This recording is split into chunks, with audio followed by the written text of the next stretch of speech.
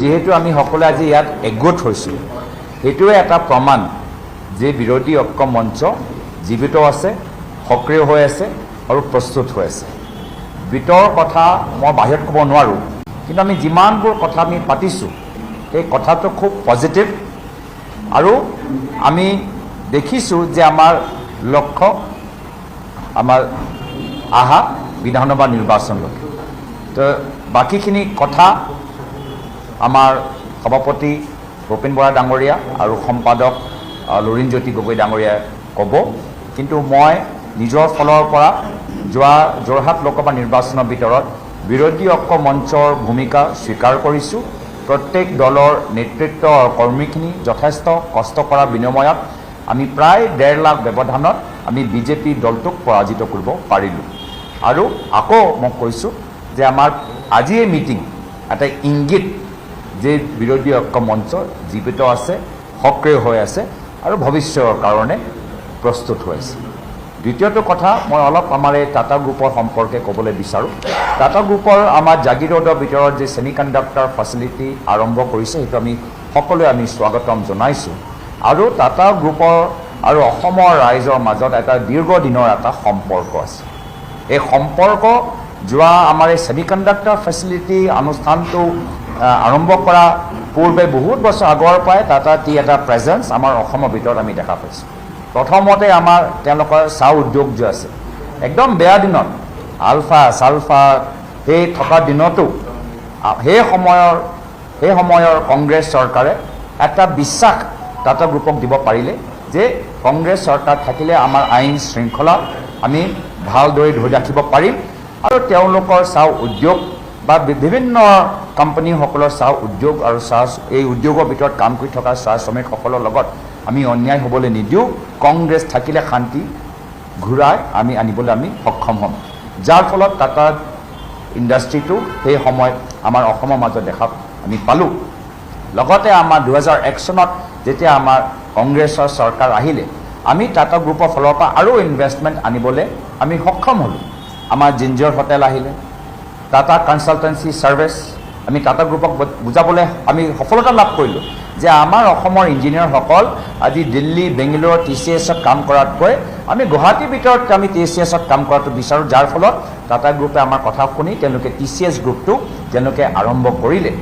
তাৰপিছত আমি ক'লোঁ যে আমাৰ যুৱকসকলে বম্বেত গৈ টাটা ইনষ্টিটিউট অফ ছ'চিয়েল ষ্টাডিজত কিয় পঢ়িব লাগে, আমাৰ উত্তৰ পূৰ্বাঞ্চল ইমান ল'ৰাবোৰ তাত কিয় যাব লাগে। তেতিয়া টাটা গ্ৰুপে সেই সময়ত কংগ্ৰেছ চৰকাৰ আমাৰ কংগ্ৰেছৰ মুখ্যমন্ত্ৰী প্ৰায় তৰুণ গগৈদেৱৰ কথা অনুসৰি তেওঁলোকে Tata institute of social studies অসমত গুৱাহাটী তেওঁলোকে খুলিলে, য'ত আজি বহুত আমাৰ যুৱকসকল আজি তাত পঢ়িবলৈ আৰম্ভ কৰিছে। আৰু লগে লগে তাৰপিছত আমি ধাৰাবাহিকভাৱে টাটা গ্ৰুপক আকৌ আমি উত্তৰ পূৰ্বাঞ্চলত আমাৰ প্ৰথম বিভান্তা প্ৰপাৰ্টি শ্বিলঙত নহয়, ইটানগৰত নহয়, গুৱাহাটীৰ ভিতৰত আমাৰ বিভান্তা প্ৰপাৰ্টি তেওঁলোকে খুলিবলৈ আগবাঢ়ি গ'ল। আৰু বিভিন্ন ধৰণৰ আমাৰ টাটা গ্ৰুপ জৰিয়তে তেওঁলোকৰ বিভিন্ন NGO কামবোৰ অপাৰেশ্যন স্মাইল যোগেদি বহুতখিনি কাম কৰি আছে। তো সেইকাৰণে যদি আগৰ সেই আধাৰশিলা অসম চৰকাৰ, কংগ্ৰেছ চৰকাৰ আৰু টাটা গ্ৰুপৰ মাজত যদি সেই আগৰ সেই এটা ভাল সম্পৰ্ক, সেই গোটেই এটা আধাৰশিলা যদি আমি স্থাপন কৰিব নোৱাৰিলোহেঁতেন, তেতিয়া আজি আমি ছেমি কণ্ডাক্টৰ ফেচিলিটি আমি নাপালোঁ। আগতে যে আমি জন্ম দিলোঁ, ধৰি ৰাখিলোঁ, পৰৱৰ্তী ধাৰাবাহিকভাৱে আমি এটা পিছত এটা ডাঙৰ ডাঙৰ প্ৰজেক্ট TCS, বিভান্তা, Tata tea industry, skill development, এই বিভিন্ন ধৰণৰ কাম কৰাৰ ক্ষেত্ৰত আজি আমি এটা নেক্সট পৰ্যায়ত টাটা গ্ৰুপৰ এটা কনফিডেঞ্চ আহিলে যে ছেমি কণ্ডাক্টৰ ফেচিলিটি আমাৰ ইয়াত খুলিব পাৰে।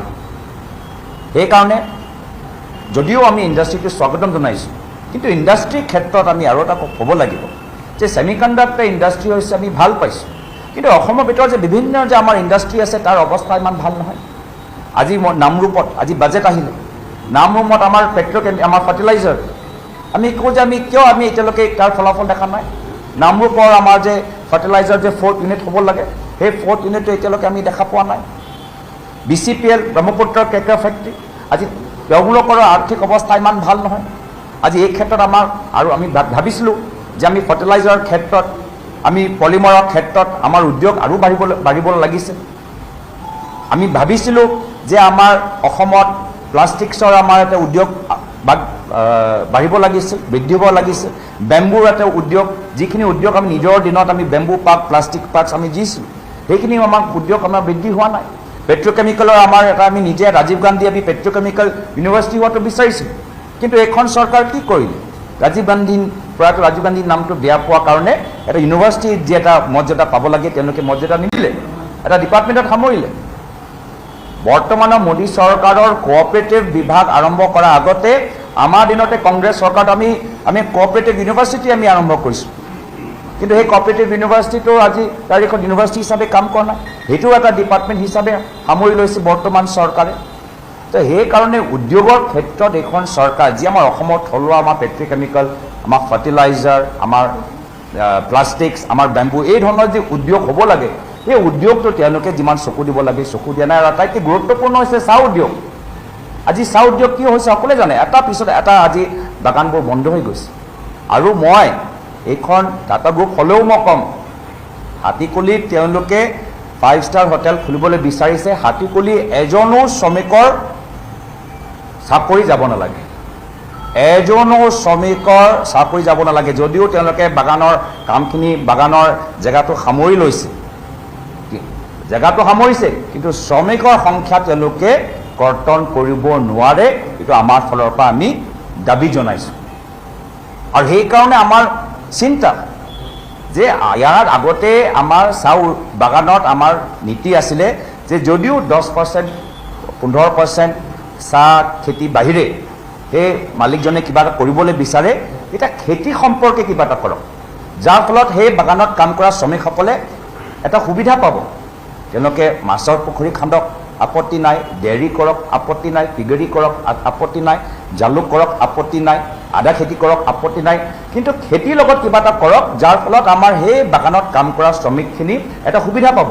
কিন্তু যেতিয়া আপোনালোকে এইখন চৰকাৰ দেখা পালে, নতুন নীতি কৰিলে যে খেতি কৰাতকৈ বেলেগ উদ্যোগ তেওঁলোকে অনুমতি দিছে, আৰু সেই 20% লোকে উদ্যোগ দিছে।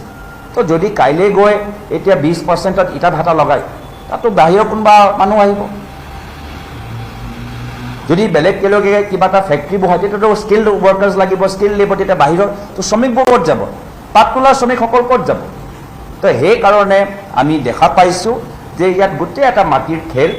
বাগান কোনে কিনি আছে সকলোৱে জানে, আমি গম পাইছোঁ তেওঁলোকৰ মাটিৰ এটা খেল, মাটি এটা মাফিয়া, আৰু নিজৰ লগত ভাল থকা কিছুমান ব্যৱসায়িক সহায় কৰা, এনেধৰণৰ তেওঁলোকে চাহ বাগানৰ ক্ষেত্ৰত এনেধৰণৰ নীতি নিয়মবোৰ ওলাই আহিছে।